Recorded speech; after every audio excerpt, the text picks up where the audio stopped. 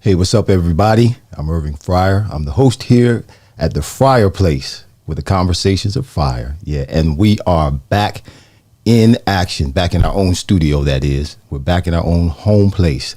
Home field advantage. That's a great thing. Y'all come on in to the room. Let us know in the comments that you're here, that you're watching, that you're participating. We have a great show for you today. Of course, I got to do my shout outs. Give me a second. Do my shout outs before we bring you all in. Shout out to Alicia Way and these dope overlays. You see these things. They're nice. Yeah. Action going on all over the place. Shout out to Lou Rogers, video, audio, visual. He's our videographer. Shout out to Green Legion. They're always helping to promote the Fryer Place. Big shout out to my little brother, Keith Pelzer. Again, he allowed us to do our show, our videos, our podcast in his studio the past 3 weeks. Thank you, Keith. But we're back in our own place now. And remember, this podcast is being brought to you by Ecamm, virtual software made for Mac that carries your message across the world. Yeah, we have a great guest for today's show, a great guest. His name is Sterling Sharpe, former NFL star wide receiver. Yeah, from the Green Bay Packers. Now, for those of you who may not have ever, you may be young, you may not have ever seen this baller play ball, I want you to see something before we bring him in. Check this out.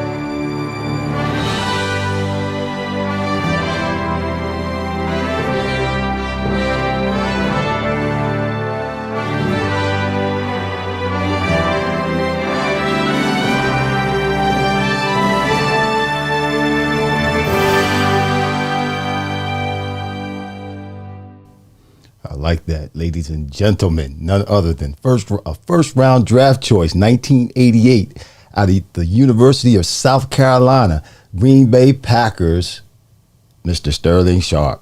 What's up, man? Oh, let me unmute you. You there? Okay, we can't hear you.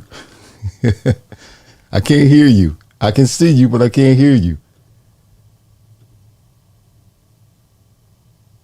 You have muted yourself. Unmute yourself. It says guest has muted themselves. Unmute yourself on your phone.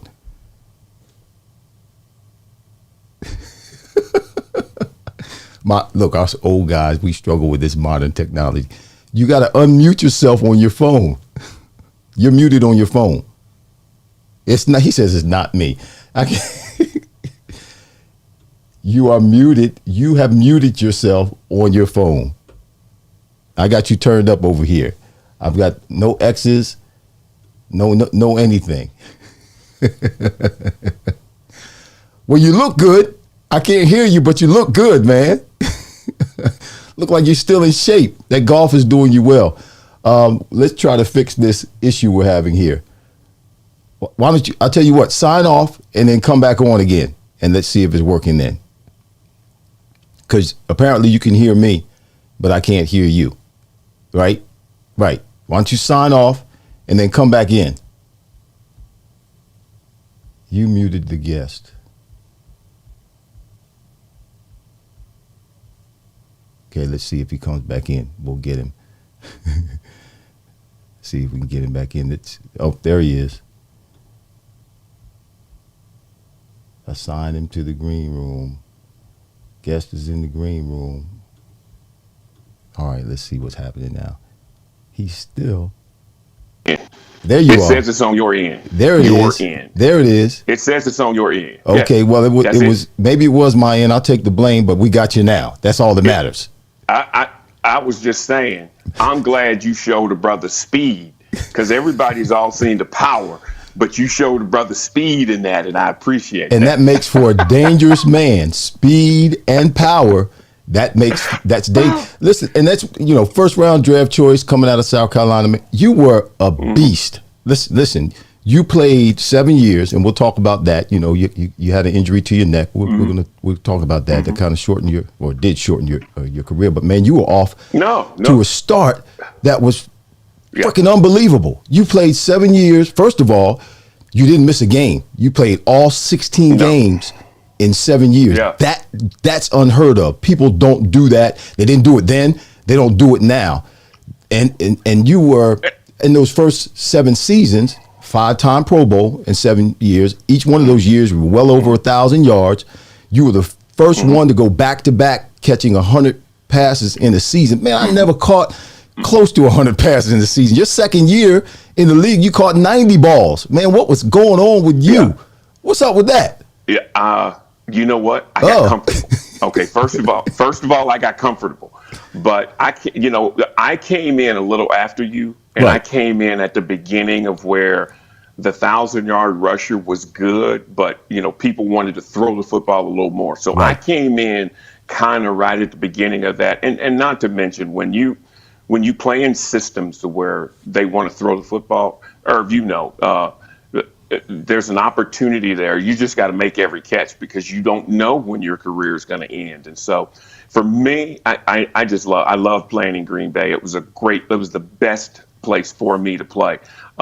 Being there and in a town that was kind of like Columbia, South Carolina, where I played college, it was great because it was just football. It wasn't about being famous and doing commercials, which I didn't want to do. I just wanted to play football, and I wanted to play to the best of my ability. And I definitely wanted the Green Bay Packers to be a better football team when I left than they were when I got there.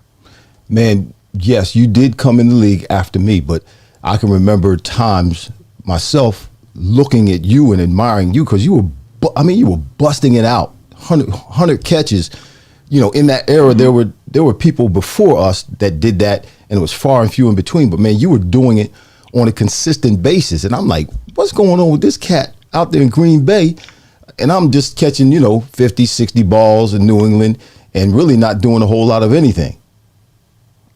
But you know what, Irv, and to tell you the truth, it might have cost me my career. I don't think it did, but I had 93, 94, and Sherm Lewis, the year I caught 100 in the locker room, Sherm said nobody's ever done it back to back. Right. Sherm Lewis was our offensive coordinator. So when I did it back to back, our last game, we were down in Tampa and we were up pretty big. We were, going to make the playoffs. We were going to have a home playoff game. And Mike Holmgren said to me on the sideline, nobody's ever done it 3 years in a row. And so I was just, I was catching hitches. At that moment, the game was in hand. Right. And I ended up catching a shallow cross, flanker drive. Right. That system. Yep. And it wasn't that it ended my career because I played the last 7 games with this injury. So it didn't end my career, but it definitely let me know that it was time for me to let somebody else play the Z position and time for me to move on. Well, what? I mean, you said it didn't end, and it was a neck injury that Yes. caused you to make the decision to stop playing football.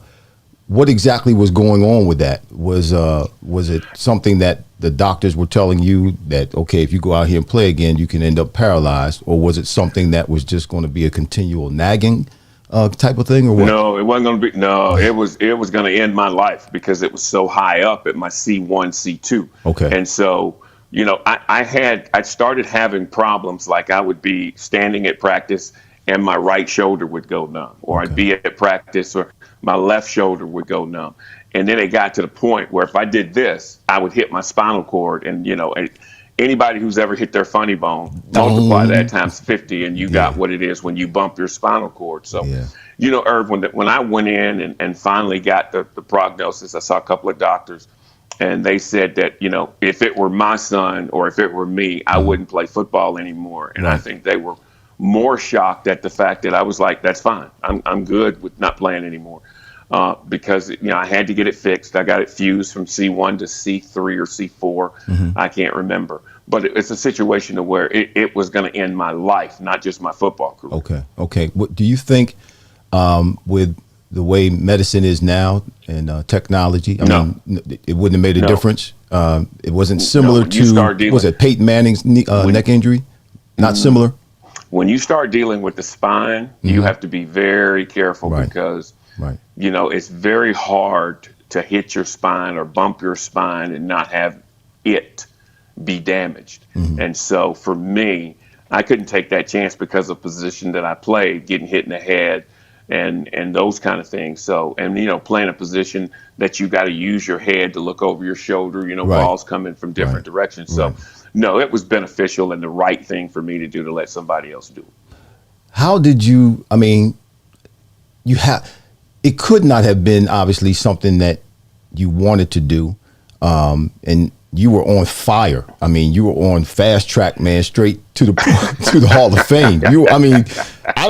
I can't look at really anybody's stats and see them starting out the first 7 years, except maybe like a Jerry Rice or someone who's very elite like that. And that's where you were, and you had a promising career in front of you. How were you able to, put that aside and really handle that? I've known you for years. We're not really close brothers, but I know you. And you've always seemed to be level-headed about that. You never got squirrely about it. You just you moved on. How were you able to do that in such a smooth way, or did you struggle with it? No, I was always prepared to quit, Irv. You know what? They told me the American dream was to go to college, get your degree, and if you have your degree, you have the ability to knock on someone's door and say, "This is what I can do for your company." And I was prepared for that. I got my degree from South Carolina. I did it the right way. I wanted to play in the NFL. I played. I didn't want to play 14 years or 20 years or 13 years. I just wanted to play. And whenever that ended, then guess what? You pick up and you move and you do something else. And, it worked out for me that I got a chance to stay close to the game. ESPN hired me. I was there for 7 years. I spent 15, 16 years after that at NFL Network, helped launch that network, get it off the ground. So, Irv, I was always prepared to quit, man. And, the thing was, it was a lot of fun. I enjoyed doing it. Oh, he froze again. Enjoyed. I Okay. enjoyed watching my teammates grow. Uh-huh. I enjoyed watching the Green Bay Packers go to the Super Bowl a couple of years after I'd retired because I knew what those guys were going through. I Right. knew what kind of work and what kind of shape and belief they put in. So it was just time for me to do something else. So you know what? You can't cry over spilled milk, and nor did I want to. It was just a situation where, guess what? It's time for you to go, and I left. It's a different mentality for a young man, as ourselves, a young black man, to have that kind of forethinking with regards to, okay, I'm in this position. It's a position that many would love to have achieved, but I know that it's not going to last forever. And you actually prepare yourself emotionally, psychologically, mentally, physically, and financially for it to end at any point. That's a rare mentality. How did you get that? Where did that come from? You know what? You know what it is, Irv. You know what it is. There's a lot of people that are doing a lot of things for other people to see. I mean, a lot of people come up to me and say, "If you would have played longer," Right. I go, "Well, I saw Jerry Rice. No disrespect. I saw Jerry Rice in year 15. He wasn't the player he was in year 8 and year Right. 9. Right. You know, and so my thing is guess what? My career lasted as long as it was supposed to. I did what I wanted to do, which was play. I got a chance to play in some great systems. I got a chance to play with some great teammates. I got a chance to play with an older Don Majkowski. I got a chance to play with a young Brett Favre. And I got a chance to play for an offensive coordinator and a head coach in Mike Holmgren that brought a system from San Francisco that worked perfectly for my skill set. It also helped the Green Bay Packers get back on the map. So there was a lot of things happening in there that, you know what, Mike, I never did anything for other people to see. So when the doctor told me to walk away, I wasn't disappointed that I wasn't doing it for someone else. I had done what I wanted to do. And it was interesting that when I told my brother that I couldn't play anymore, he cried, not me. He cried. And it was because, you know, he was starting to come into his own. We had made a Pro Bowl or two. We had been to 2 Pro Bowls, I think, together. And he was starting to become the player that got him into the Hall of Fame. But my career was never based on what somebody else thought I should be or should be. It was my career. There were many careers like it, but this one was mine, and I enjoyed every second of it. Well, brother, you had a special career. I've always, admired your play. I tried to emulate my style of game in that manner, being physical. I had speed, though. I had a little speed, but I tried to be as physical as I could possibly be. Because the defensive backs just didn't like getting hit. They thought that they could hit us, but we couldn't hit them back. And I would enjoy and revel in the fact that it would really shake them up when you really clock one of them every now and then. And then that film goes around the league. Everybody sees that. So they know you're a physical receiver. So when they come into the game, they can't just come in there thinking they're going to manhandle you or do whatever they're going to do with you. No, you saw what happened to the last cat that stepped up in my face. And this is the same thing that'll happen to you if you try to put your hands on me. But I love being physical. It's funny you mentioned that because when John Gruden became my receivers coach in 1993, Sherm Lewis was my receivers coach, offensive coordinator, receivers coach in 92. Great coach. But in 93, I got John Gruden. And what he took me to a level that I don't think I could have gotten to on my own because he made me watch. And he was able to get videos or get our video people to get cut-ups of the other receivers that he had respect for. And you were one of those guys on that list. He was like, watch Irving Fryar. You were watch Irving Fryar's release on this route. I think if we can incorporate that into your game, it's going to make you 2 steps quicker, and it'll give you an opportunity to make a 7-yard catch, a 16-yard catch, or a touchdown. Right. Fred Barnett in Philadelphia, Andre Reed in Buffalo, Andre Rison had great quicks in Atlanta. Yeah. So I got a chance to study. Jerry Rice was just smooth. I couldn't do what Jerry did. I was not built that way. Jerry was just smooth. Right. But I got a chance. Chris Carter and the body control. So I got an opportunity to study the other receivers, which definitely took my game the last 2 years that I played in the league to a different level because I got a chance, instead of just being straight power in my bump and run release, I got a chance to use quicks. I got a chance to use speed. I got a chance to use a deception element that I had never incorporated in my game. And I thought I was pretty good coming off a bump and run. But being able to incorporate all you guys' skill set into my body definitely helped me, probably added 20 to 30 catches a year to my resume. Well, you're welcome, but it was the same for me. I took, I didn't have a John Gruden, and the fact that you mentioned him, he was the best coach I ever had in my career, but I didn't get a chance to play under him until I was in my 14th, 15th year in the league with Philadelphia. Yeah. And man, that system that he had, that West Coast system that you were talking about earlier, when it first came in the league, San Francisco and then Green Bay, it started spreading, and Gruden was one of the beneficiaries of it because he had been a part of that as well. But when it first came into the league, man, y'all were killing people because people had never seen it before. Defenses have never seen it before. If their own offensive team was not running it in practice every day, and then they had to go in on a Sunday and play against a team that was bringing that West Coast flavor in, man, they suffered. They struggled with trying to defense that thing, man. You mentioned your brother. Offense. It's a great offense. It was a great offense, and I think the whole league is some form of the West Coast offense right now. The entire league is some form of the West Coast offense. You flooded zone, and you let the quarterback make his decision. I agree, and you look at Kansas City. Green Bay is still running a version of it. San Francisco's running a version of it. Seattle's running a version of it.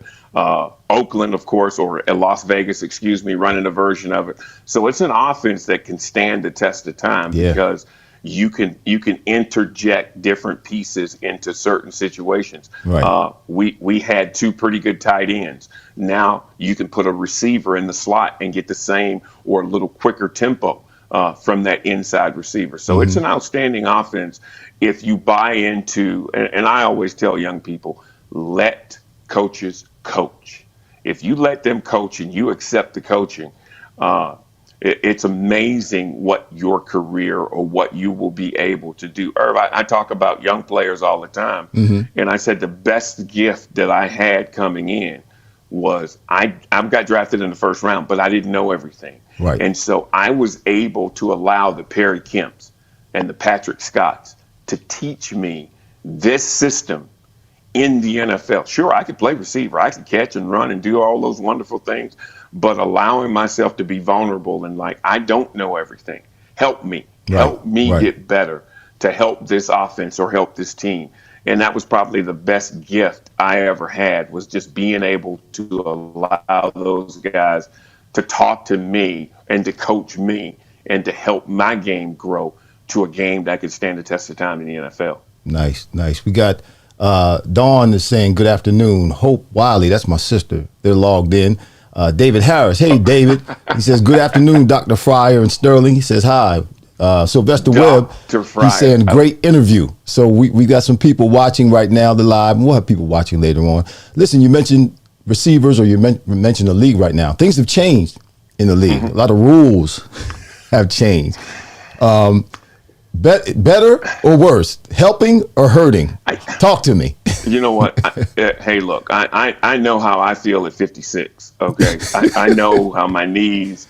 I've already had one hip replaced. Really? I'm probably going to have a knee replaced here in the next year or so.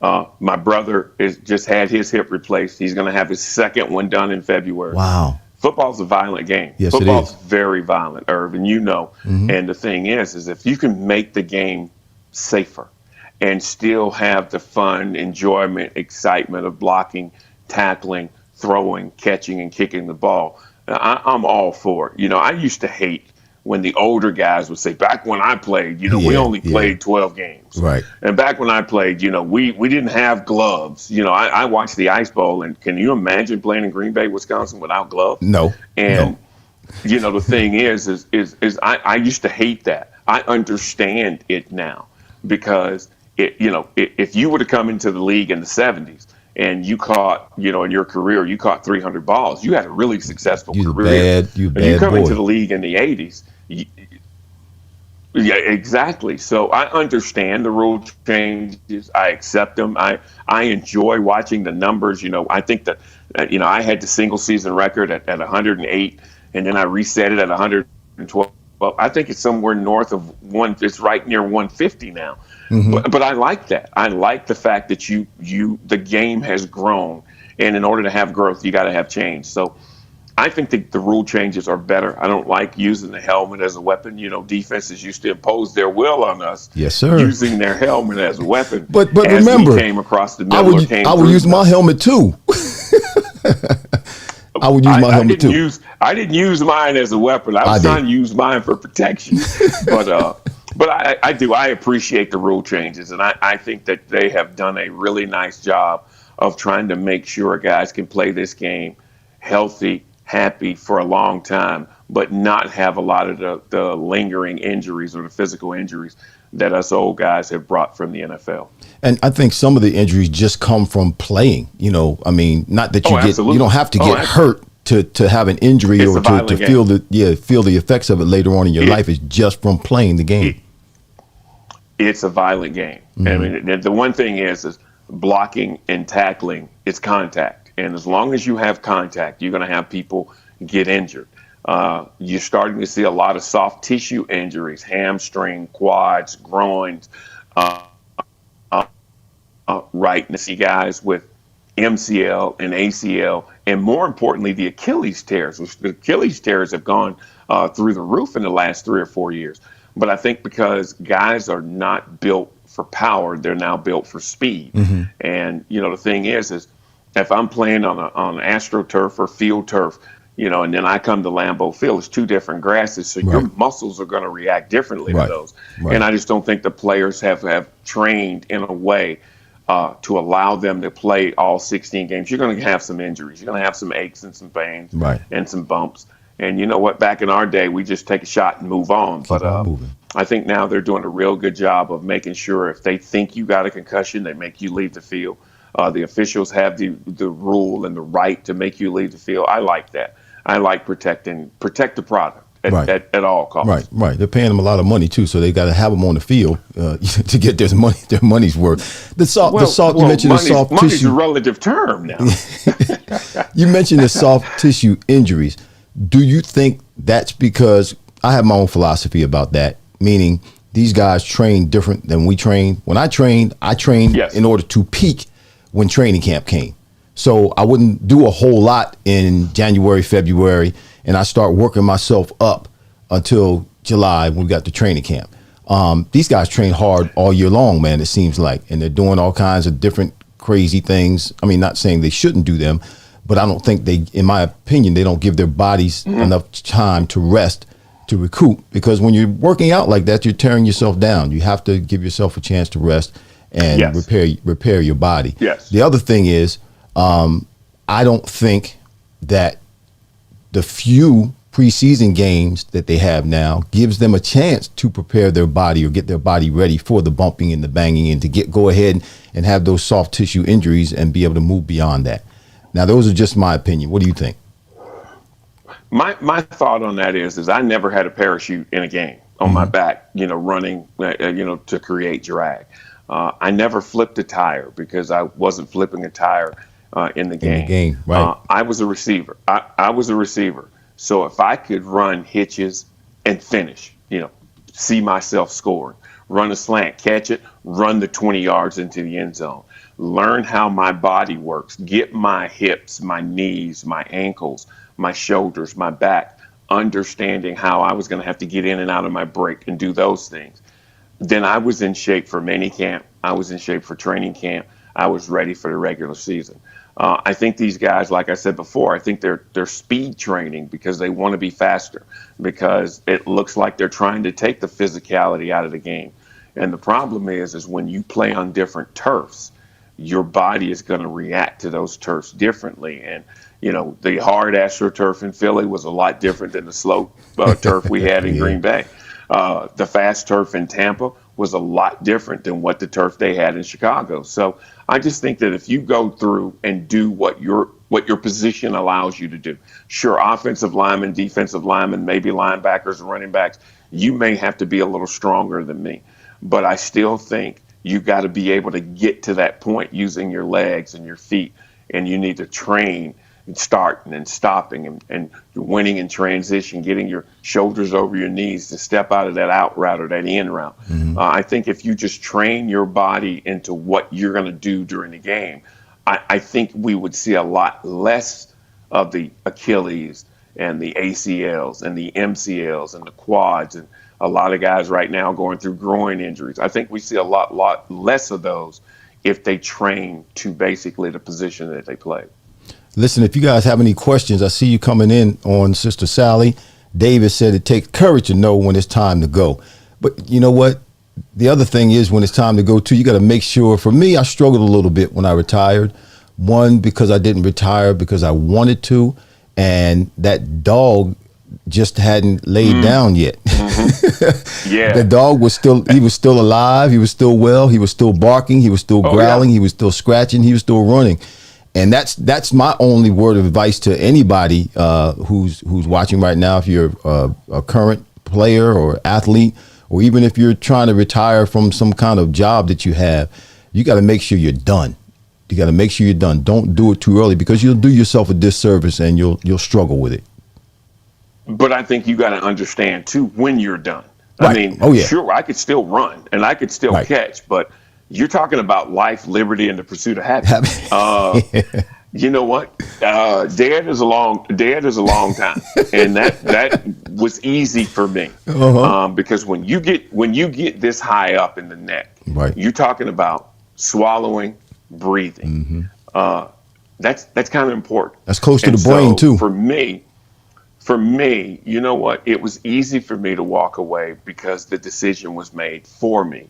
And I was ready to go. You know what? I like I said, my career was mine. I think a lot of people stay a year or two because maybe they're trying to make another year of checks. Maybe they're trying to, you know what? I can get my numbers Hall of Fame qualified. Or maybe, you know what? What am I going to do? What am I going to do? And I'm like, I've always been prepared. I always looked at my football career, my life this way, or I always said that I'm always going to have to work. The NFL just allowed me not to work as hard. And, you know, the thing is if it wasn't for NFL Network and ESPN, I don't know where I would have been. But that was not a decision I had to make because I was prepared, because I had my degree. I could have gone in 1,000 different ways and I would have been happy. I think people stay too long because they stay for the wrong reasons. And they're not ready. You know, you mentioned it about yourself. You know, sometimes you're not ready to accept that I can't do this anymore because it's a big, scary world out there. When you are, you know, you go back to high school, college, and the NFL, we're regimented. We know when we need to get our bodies and our minds right for this season. We know when we got to go to mini camp or training camp. We know when winter, summer workouts in college. The thing is all of a sudden now you have to make that decision on what am I going to do today if you don't have a job lined up for you when you retire. So I think it's a big, scary world, and I think a lot of guys go through that. And so they try and hang on and bounce around 7, 8, 9 teams. You know, I'm going to go try out here, try out there. And then all of a sudden, you know, you can't do it the way you used to do it, or you can't do it the way someone needs you to do it. It's hard to walk away. It was very difficult for them to walk away. Easy out. The best thing happened to me is I wasn't given one. The out for me was life or death. I mean, that's pretty easy. You don't have to really call a friend or, you know, use a lifeline for that one. Life and death, that's it. I'm out, and we're going to put this degree to work. Right. That's and I beg to differ in the fact that you said you worked easier when you were in the NFL. Yet you were always going to work, but NFL made it easier. Man, that was hard work for me. I just don't want to have to work this hard. That was hard work for me. I don't know about you, but I worked hard in the NFL. You wanted to play in the NFL. Yeah, I wanted to be. You went to college to play in the NFL. And I'm saying, here's the thing. Wait a minute. My story was different than that. Yeah. I didn't go to college. No. I went to college because my mama made me go to college. I didn't want to play football. I want to fly Okay, jets. you could have told Tom Osborne. You could have told Tom, "Hey, look, coach, I'm just here because my mom. I told my mom made me, so I'm just here." That's right. So you could have told Tom you didn't want to play. No, I didn't. I didn't tell him I didn't want to play. I just had to do what my mama said do.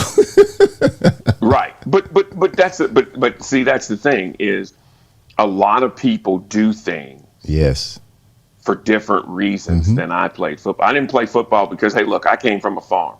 The first time my family lived in a house with running water was 1988. Wow. When I got my signing got bonus, I bought drafted, my grandma a house. Yeah. And so I didn't do it for the money. I did it because that's what I wanted to do. The money was great, and it definitely helped out a lot. But my motivation for playing football was all me. And so a lot of people don't have that motivation. Right. A lot of people are motivated for other reasons. And here's the thing. At some point, you're going to be tested and you're going to be like, okay, why am I doing this? Do I need to make $300,000-$400,000 more dollars because I got 8 cars and 3 houses? Do I have $700,000 in jewelry that I got to pay off? Right. Did I go out and I remember a couple of guys that were 11th and 12th round draft picks had the audacity when I came out to hold out. I'm like, you're a 12th round draft pick and you're holding out? Oh, okay. It's because they were trying to make. Yeah. Well, they were trying to make the most amount of money that they could make. I mean, there's a basketball player that turned down $84 million. Unbelievable. I'm like, I can't fault him because his motivations and he's looking at himself totally different. But, I'm going, every dollar helps. At 56, every dollar helps right now. Yeah. And so, like I said, my motivations were different, but also my exit of the game was different because I didn't go, you know what, my body can't do it anymore. Or, you know what, my mind's not in it. You know what, Herb, I just don't want to train in the summer like I have the last 14 years. I don't want to do it. Right. No, my decision was made for me, and it was probably best that decision was made for me. Right. Well, we're going to we call this the part where we fan the flames of the conversation. We got a couple of questions we're going to put up, all right? So we're going to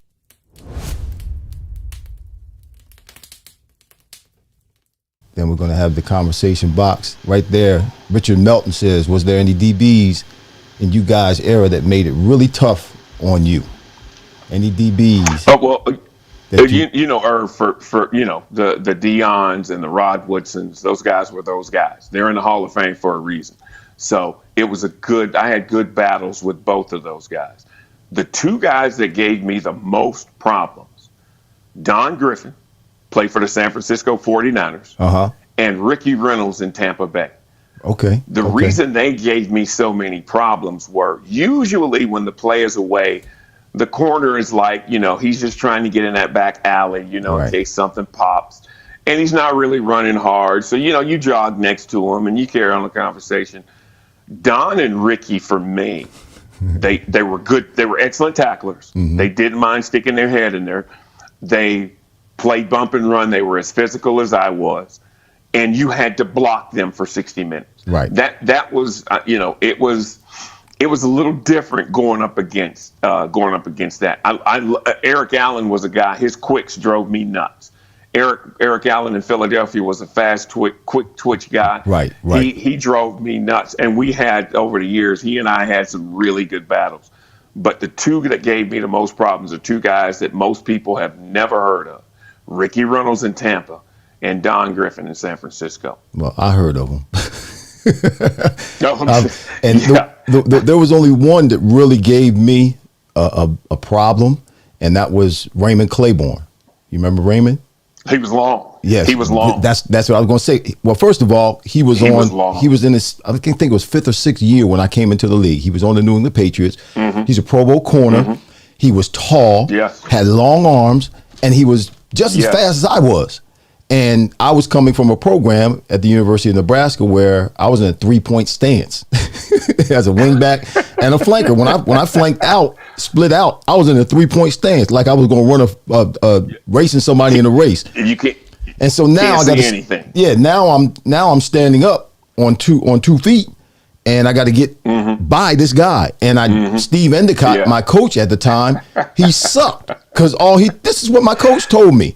My first 3-4 years in the league were simply athletic ability, because my position coach told me, I'm like, okay, how do I get around this guy? He said, pick a side and go. Pick a side and go? This is right. Yeah, that's what my coach told me. And Stanley wasn't speaking to me. Stanley was on the team at the time.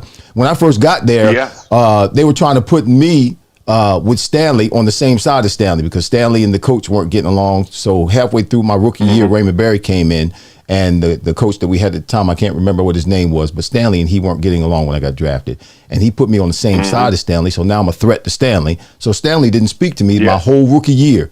Raymond comes in halfway through my rookie year, puts me on the other side of Stanley. So now we're balling together, but Stanley, the damage had already been done. Stanley didn't speak to me my whole rookie year, my entire rookie year. So now I'm battling every day. You know, Raymond's, you can't bring the same stuff every day because Raymond's an experienced corner. He's skilled. He's got it. So man, it was a battle every day for me from then on for years with Raymond and I. And he was the toughest I ever played against, because, you know, I had to learn how to be a receiver, hands on. Yeah, you coming from a totally different spot that most of us who played college receiver were coming from. Right. Right. Hey, I got two guys. How about Frank Minifield and Hanford Dixon in Cleveland? Cleveland. Albert Lewis and Kevin Ross in Kansas City. Rossi's from right here in New Jersey. Yeah. We had some guys that didn't even go to the huddle, you know, because they were like, no, I got you. So I don't really need to know what the defensive call is. That's right, because I'm going to smother you. But the thing is where you came from in the Nebraska program, and where I came from out of the South Carolina program, I was pretty well versed in bump and run and releases and escapes. But I had Dave Brown, God rest his soul. I had Mark Lee. I had some corners in Green Bay that were really good at playing bump and run, really good at changing up their technique. So, I mean, when you look at guys that I played against probably Ricky, because he was in our division. But just being able to practice against that element every day. And that definitely helped a lot. Makes you better. I tell people all the time, I said, I had a job that I went to on a daily basis where there was someone standing behind me waiting for me to mess up so they could take my job. And then I had someone standing in front of me trying to keep me from doing my job every day. It's a different element. Trying to make you mess up. Yeah, trying to make you mess up so you can lose your job. It was. I mean, you know, when I came in and it was straight up bump and run, man to man. Hey, we ain't going to the huddle. I got you, and I'm following you everywhere. So it was better for me playing against bump and run, and then the defenses kind of changed a little bit, and they wanted to play a little more zone. See, I hated chasing guys. I like 4 guys. I'm like, you gonna stand in front of me for 4 quarters? This ain't gonna end well for you. Right. I love that too. I loved it when you were right there in front of me. I'm not a 4.2 sprinter, so you know Deion's problem my problem with Deion was he was 2 years faster than me. So he knew, regardless of what route I could run, he could outrun me. Right. But the thing is I knew that too. And so I was like, if we're gonna run post routes and go routes on Deion Sanders, it's a wasted down. It's a wasted down. It's a wasted down. And so I was lucky enough to play for offensive coaches that understood that, hey, look, my game is power.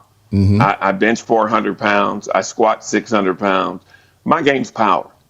I don't mind getting hit. Let's make them tackle. Right. Let's see what they look like after a 7-catch slant day. Let's see what that looks like. Right. And that was something that Deion did not like doing. He would not run in there. You catch a ball on him on a slant, a crossing route. That was his weakness if he had any kind of weakness.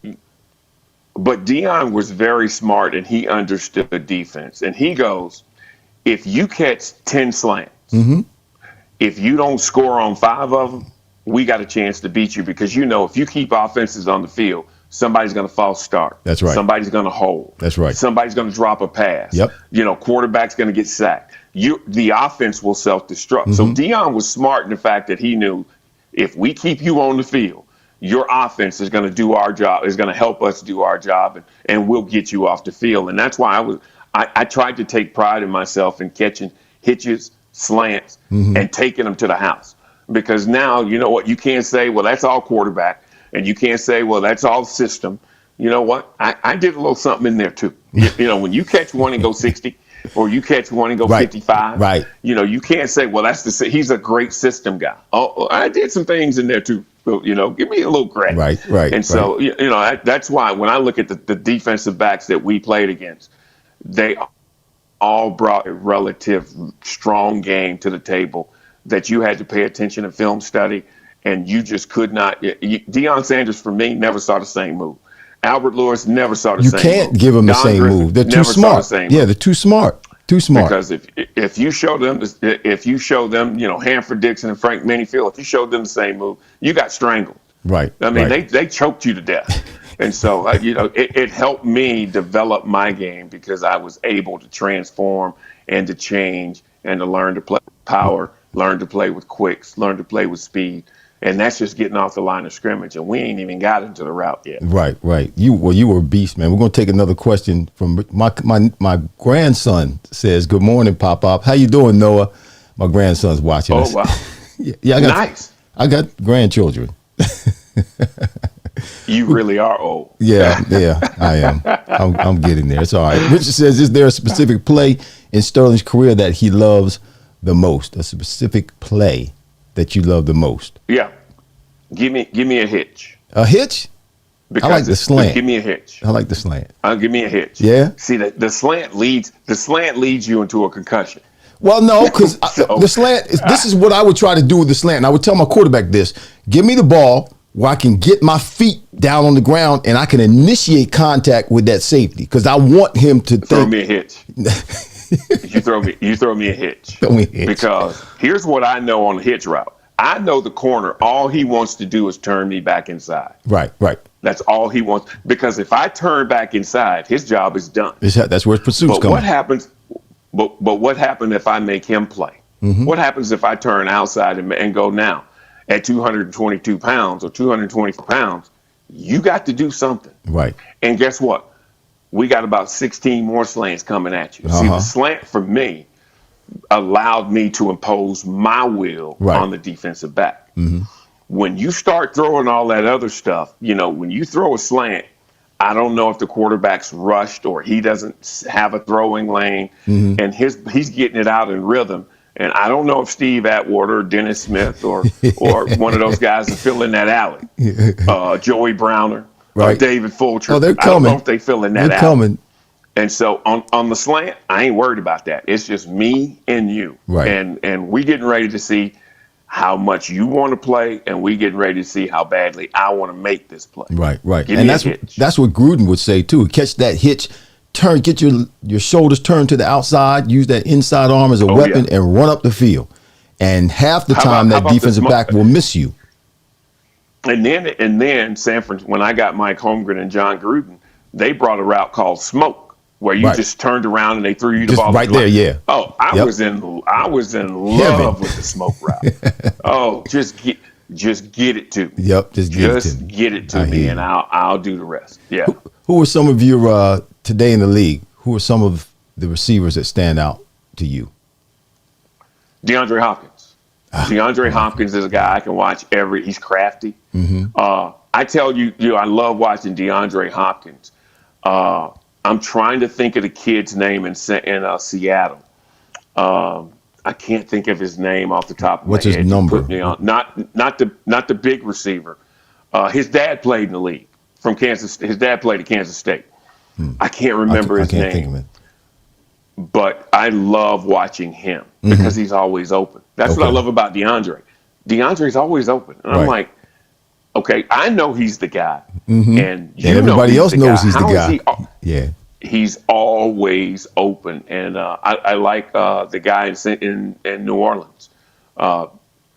He came from Ohio State. Michael, I can't remember his name. I don't watch the NFL, so I'm trying to go off memory and my days. Yeah, and I'm the same way. I watch it, but I have a hard time because I'm not an analyst anymore, so I have a hard time retaining names and all that. It's hard to watch it when you're playing golf, and I'm usually We're going playing to talk golf about now that that. I don't do We're TV going to anymore. talk about that in a little bit. So I'm usually playing golf, but I just like guys that understand offense. They Right, understand right. they're not going to get it every play. They Mm-hmm. understand it's not going to be thrown to them where they want it, Mm-hmm. and they go out and they make the plays. I just love watching guys. Julio Jones is Yeah, one Julio's that a I could monster. watch. Yeah. I like Devontae Adams in Mm-hmm. Green Bay. He's Mm-hmm. crafty. Mm-hmm. He's sneaky quick. Yeah. He's a lot faster. I like watching him play.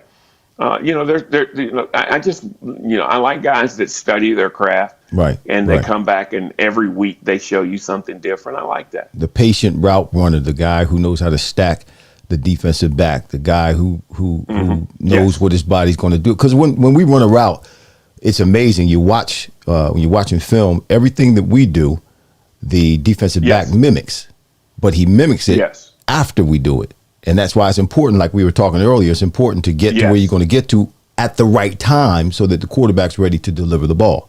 At the, Yeah, that so is correct, especially when you're number one. I Right. mean, when you're number one, you have to understand both offense and defense so you can present yourself. So on that fifth step and the ball's coming out, it's coming to you. Right. And I think that's why I was able to catch so many balls is I understood pass rush. I understood coverage. Mm-hmm. I understood how a corner was playing me in the scheme of the defense. All those things helped me do my job a lot easier. Wow. Listen, this hour went by fast. Tyler Lockett is the guy. That's his Yeah, name? I love watching Tyler. Yeah. We're getting Tyler old. See, I was it comes back like that. I'm like, well, the thing is I ain't done TV in about 4 or 5 years, man. Uh-huh. So I don't watch it with an intent of I got to talk about this guy next week. So Right. But yeah, I love what Tyler Lockett is a guy. His dad Kevin was an outstanding route runner, very crafty. Okay. And I like what Tyler brings to the table, and he catches the football. Right. Well, that's important. They got dogs that can pick it up and bring it back. Right. You got to catch it. So, what you mentioned that you were an analyst. What made the decision to stop doing that? Well, NFL Network decided to cancel the shows that I was doing. And then, you know what? I just didn't try and pursue going to another network, learning a different craft of people. I guess in that regard, I was not a fighter. Two things. I didn't have an agent. I did it myself. Right. And I wasn't a fighter. When I left ESPN and went to NFL Network, I came with the guys who helped start ESPN that started NFL Network. So I basically came over with them. And so I guess I just wasn't a fighter. I was like, you know what? That was the best TV I could do. I mean, I grew so much from being an analyst at ESPN. Yeah. And then I became an analyst and a host at NFL Network. I grew so much. And I was like, you know what? If my skill set can help another network, they'll call me. Right. And if it doesn't, then they won't call me. And then I'll just work on my golf game. And let me tell you, my golf game got really good. You play golf. Listen, you play golf. We got some people. They were giving us the Tyler Lockett, Richard Melton said Tyler Lockett, Richard Melton, Michael Thomas, Agent Agent Mosey. Dr. Fryer, how you, sir? Okay, good to see you. Thanks for coming in. M. Bay, Brother Bay, good to see you too. You play golf. You mentioned to me, I don't know if it slipped out, but I'm jealous. You play golf with Tiger Woods. What is that like? I couldn't. I'd be scared to death. No, because at the time that I was playing with him, I was getting a chance to see what I needed to do to make my game better. Not trying to mimic what he does. Right. No. Yeah. Because he's a professional. He's a professional. He's the best ever too. What do I need? What do I need to work on? Okay, Right. He drives it really long. I hit it pretty long. Okay, so I got that covered. I love his iron game. Love the shots he sees. His practice. Just talking to him about his practice session and understanding the bounces of the ball. Okay. Make sure you stay focused on where and not how. Things like that. Rory McIlroy the same way. Played with Ken Duke, who's on the Champions Tour. Billy Andre, Stuart Sink. The pros that I've got a chance to play with, they're all the same. They all hit it in the center, but you know what? They've been professional golfers their entire life. Right. I'd like to see them put on a helmet and a shoulder pad and go out and run a slant. Can't do or it. go out and run a hit. Let's see what that looks like. Yeah. But I've appreciated I've learned so much about golf from people who've done it their entire lives. I played in a tournament, the Diamond Resort Invitational, in conjunction with the LPGA Tour at the beginning of the year in January. And now we've partnered with the LPGA, so I get to play with a lot of the female golfers. They're wonderful, and they hit it in the screws. And if you put a wedge in their hand, they're knocking down the flagstick. So you're like, okay, I got to get my wedge game better. They start every putt online. They may hit it too hard or too soft, but it's on the correct line. Just little things that I probably wouldn't have picked up on, where I didn't start playing golf till I was 33. And so you get a chance to learn and be inside the ropes. And golf is one of the only games where you can go to work with a professional. And I'm right there in the ropes. I'm listening to their caddies talk to them. And that's a lot of fun. I play in the BMW Pro-Am up in Greenville, South Carolina. And I got to play with Charlie Saxon this year. And just being inside the ropes, watching he and his caddy, their interactions, the shots they hit. Charlie hit a shot, Irv, let me tell you. He was in a fairway bunker. He had 245 yards over water. And Wow. He hit a 4-iron, and it stopped about 15 feet on top of the hill. He was upset that it didn't go down the hill and get closer to the hole. I'm standing there going, I don't know what planet you're on, but Right. I don't try that shot anywhere. I grab a wedge and knock that thing out, and we're going to try and get our third shot Right. close. But it's just that they are so good. I'm like, and I always say, I hope I played football and made it look as easy as they make playing golf look. Well, you did, man. You were smooth. You were an awesome player. We're going to end with this. I got. You mentioned Greenville, South Carolina, but you're from Greenville, Georgia. That's where you were born and raised. Glenville, yeah. Glenville. I was raised there. Is it Glenville or Greenville? Chicago. Glenville. Glenville. Okay. All right. Glenville. I want to read this to you, and then I want you to tell us about Sterling Sharpe. All right. So you have a brother, Shannon. Yes. Hall of Famer, sports analyst, football analyst. He's won 3 Super Bowls. Took his first ring, gave it to you.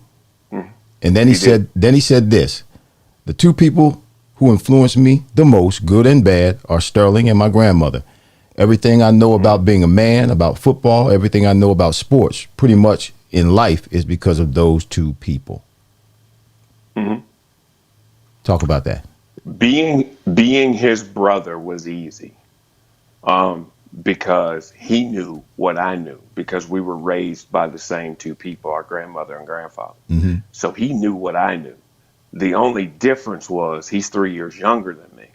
And we never, when you talk about excuses, he could never use the excuse that he was younger, because we were taught the same things at the same time. When I learned to drive, he learned to drive. We didn't realize that I was older until I left to go to college and he couldn't go. And so being his brother, it was easy, was fun, because I did what I wanted to do as far as playing football. And going to college was that avenue, and getting drafted and playing in the NFL. All those wonderful moments I got to share with him. Well, what was funny is when he went to college, I was there. I had to go home and get him to go to Savannah State, because he wasn't going to go. He was going to go to the military. When he got drafted, he was with me here in South Carolina. We were at the stadium working out. When he won his first Super Bowl, his team, the Denver Broncos, they beat my team and my old friends of the Green Bay Packers. And so for him to say that I was such a big influence on him, that he would give away something that there are no guarantees he was going to get another one, showed tremendous admiration, tremendous respect. And actually, it puts things in perspective that I can't even explain. He went on, and then probably because of his generosity, he went on and won 2 more Super Bowls. But that's just something that you can't really articulate and put into words, that you mean that much to one person.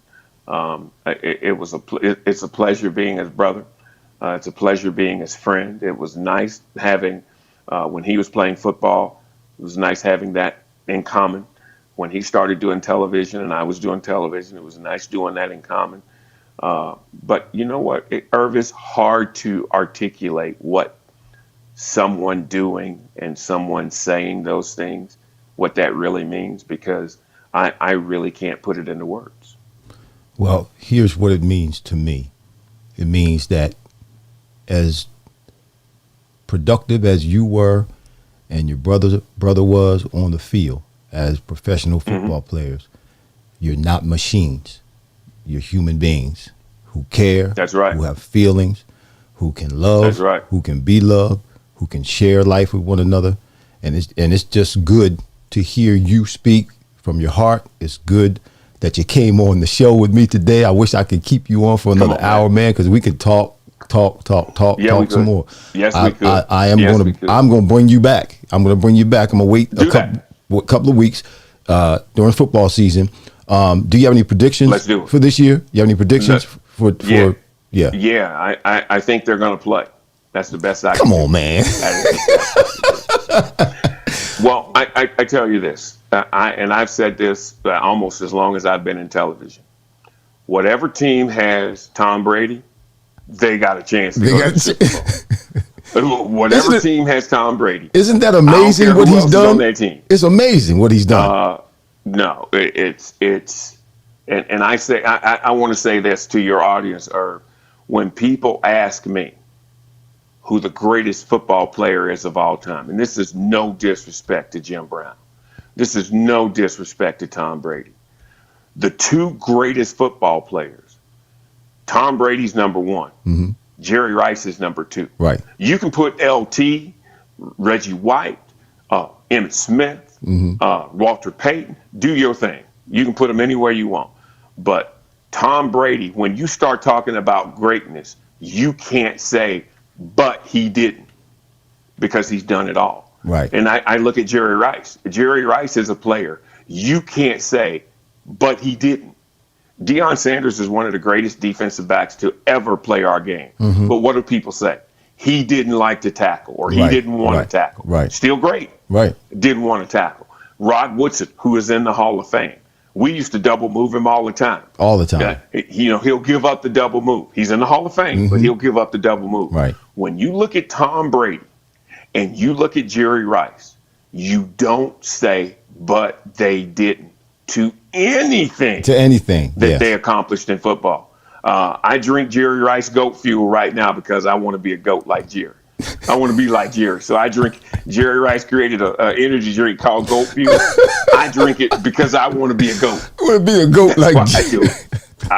I want to be a goat. Listen, as far as I'm concerned, you're one of the goats. My man. You know, we got some goats out there, many goats, but you're one of the goats. Not just because we played the same team and we're in the same fraternity, bro, but the times that I've had a chance to interact with you in person, it's just been a great interaction. You're a great man. You have a great spirit, and I appreciate you for coming on the show. Well, actually, I'll call you in a couple of minutes, all right, as I end the show. Okay, but tell everybody bye.